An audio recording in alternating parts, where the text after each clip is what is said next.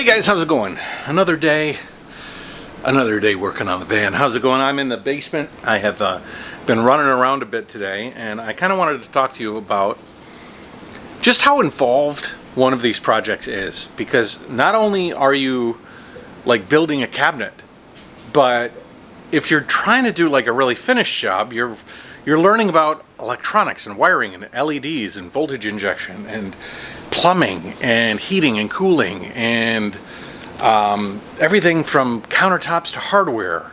I'm doing these slat walls here, which I kind of showed you before in the previous videos, me lighting them up.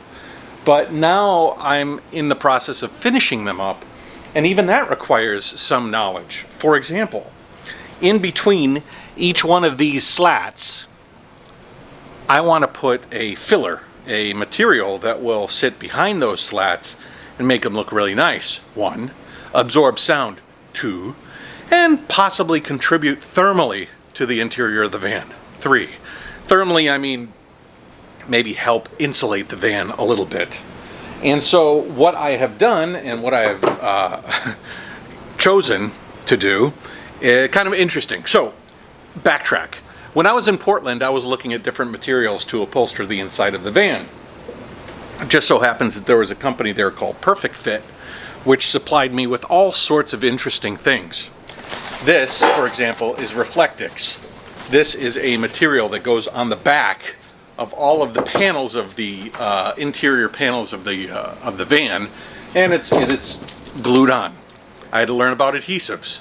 Low VOC adhesives, so they don't put any harmful particulates, harmful chemicals in the air. What is the best for adhesing felt or Reflectix? This, for example, is another material. This is Nasimi fabric, which is a special type of fabric. Not a lot of people have ever chosen it for the interior of the van. I really like it, so that's what I chose. This material here, which is the roof and floor of the van, is a lawn seal that is called Spanish chestnut that I actually adhese to this board using red tape. It's called Big Red. It's made in America. It's double-sided tape, industrial double-sided tape, and that's what sticks out to that. On the floor, I used a 2-part epoxy from Lawn Seal, which was a real pain in the ass to put on. One material that they didn't really have in the style that I wanted, and I wasn't quite ready to adhese it yet, was the backer pieces that will go into the spaces in between each slat.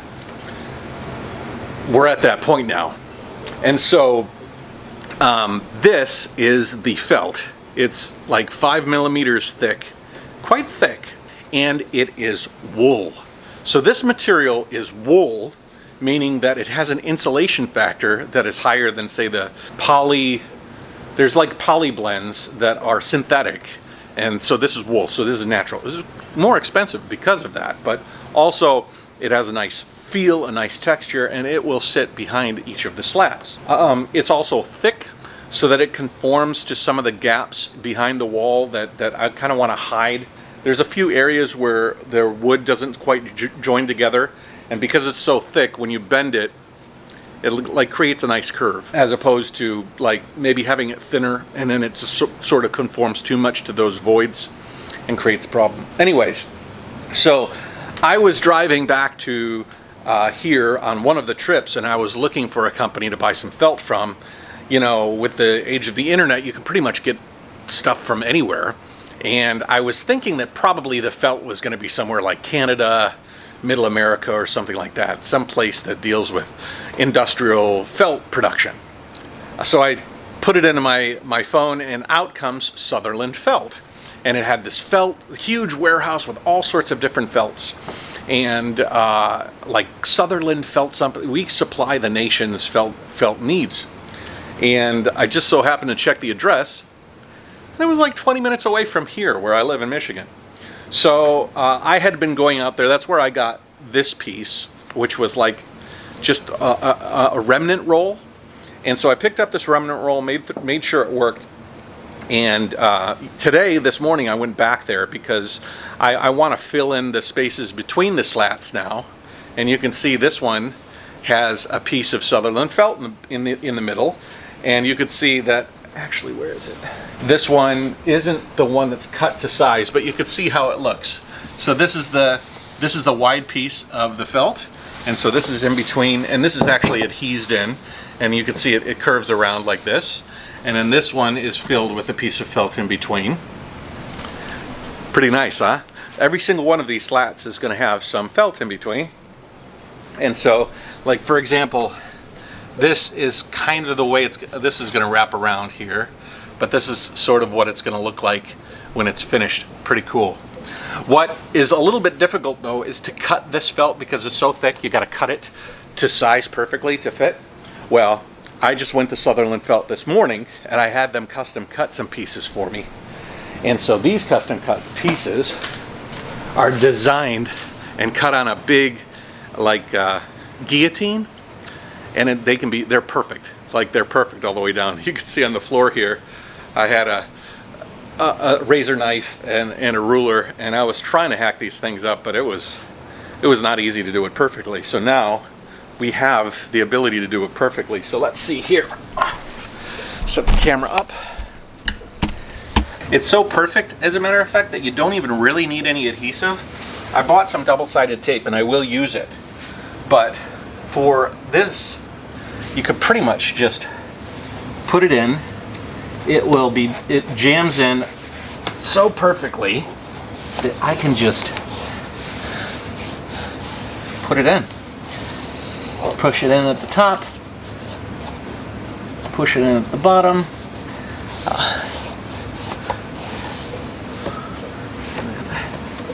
All the way. Oh my gosh, this is perfect size. Perfecto. Yeah, this is so cool. Yeah, so instead of this gap, I can have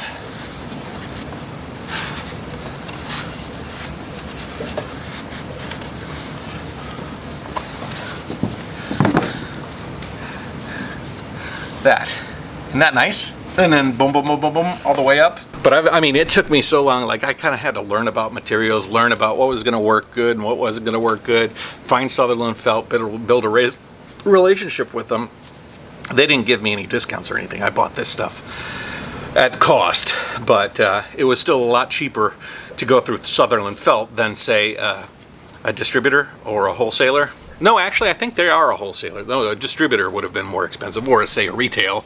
Like if I went to Jayoe Fabrics or something, it would have been crazy expensive. I also had a piece that was cut. This piece was cut perfectly to fit in that void there. So today we are going to upholster the slats, get that finished, and once that's finished, then these can start working their ways and start thinking about going back into the van. I hope I have enough of these felt pieces. I'm pretty sure I have enough. I bought 10 pieces that were like 5 feet long. Should be enough, maybe. My daughter just came home from school and there was a Santa shop. She could buy all her Christmas presents. She sort of went crazy and told everybody what she got. She opened up. So that gift is what? Yes. It is Eva to Eva. From Eva to Eva. That's not quite how the Santa shop should work. Well, and then she got one that was from Eva to Mommy. And she opened it right away. So I want to open it too. Thank you. Mine was Eva to Dad. She already told me what it is, but I'm not going to open it until Christmas. Eva to Cat. Eva to... We can open these. No, honey, you open them on Christmas. Yeah, let's open. Otherwise, it's then not. Put it under the Christmas. tree. Yeah, we put it under the tree, Eva. I love to use mine. All of them. Okay. All right. But the rest of them, put them under the tree. Because I knew you would like to use that, so I told you to open it. The first gift's under the tree. No. Under the tree. All right. Good. Okay, it's been I think about a day and a half, 2 days. lots of detail work to get these slats made. First of all, some of these I'm spraying.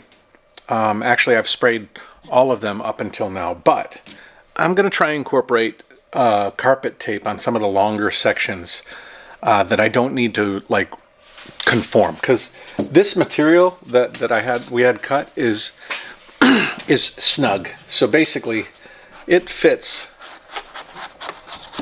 perfectly inside. On the areas like these short ones that need to go up and around, and then also wrap around the edges here, I think gluing's the right way. But for these long stretches here that go way, way long, I think that I'm just going to use carpet tape. Spraying in there can be a bit hairy. Like I'm probably going to spray these because I already taped them. But in the future ones, I think I'm just going to use carpet tape. Here is a finished one that you can see.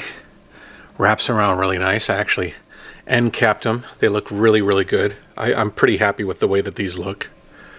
And when they're lit up, they look very nice. These flanges here are loose because what they're going to do is jam into the L track that supports and presses these walls in place. So they're actually just going to hold in place once these wall panels are in place. So that's good. One thing I am a little bit nervous about is I'm losing some slats light-wise. There's like connections aren't quite right, and a couple of them went bad. Actually, I think this one I actually just replaced, and I can peel this off now. But I'm hoping it's just because I'm moving them around in the basement, and once they're in the van and they're like mounted, then I won't have any problems. It would be a real pain in the butt to have to remove these panels after the fact, but I will also leave enough cable so that if I do have to, I can actually get these off without having to jump through too many hoops. Basically, there's an in, there's an out, and then there's probably going to be 1 or 2 voltage injection points that are going to be connecting these panels. So, and then here I actually have a USB charger there. So anyways, I'm going to spray these guys and mount them up.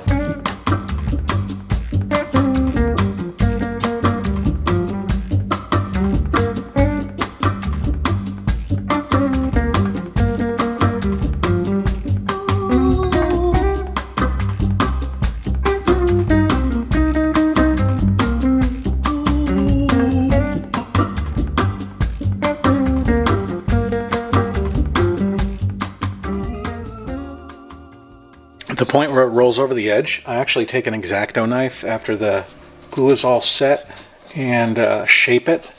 It tends to be the best way to do it, so I get almost a clean edge, kind of like the way that this side is, but it doesn't have to be done right away.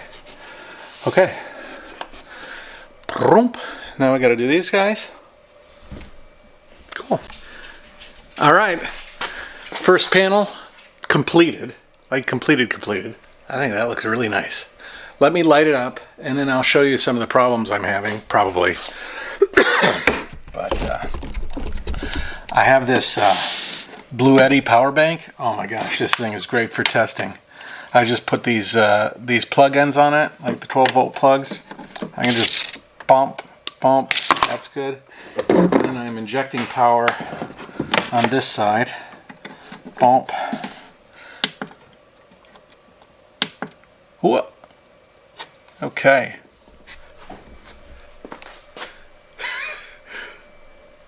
Tell me that's not super cool. That is so nice. You can see here I have a problem, and I have actually unplugged them, but let me see if I plug it in and it shouldn't come back on. So I think that there's a connection problem up here. You saw that flash? I'm not sure where that problem is though. Pretty sure it's with this. I'm pretty sure it's with this slat, because if I unplug that one and bypass it and go down, I don't have any problems if I move that around. Okay, so then this slat is not working. So how will I test? So this one is working. So if I take and do this again, get that working, and then bypass it, this one goes on, you see. And then if I do this, this one works. So it's really this one is bad. I'll show you what it does. So if I plug it from the back, let's see if I can get it to turn on.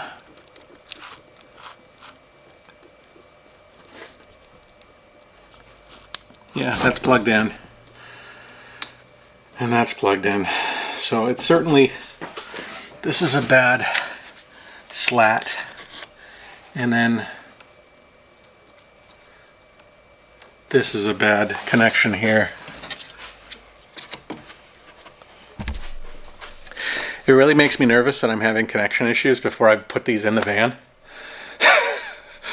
But, uh-oh.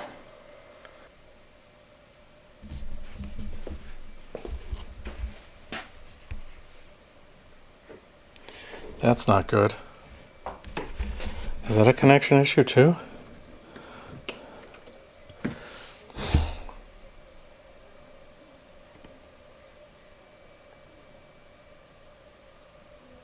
That's a long length too. That's a long one. Shoot.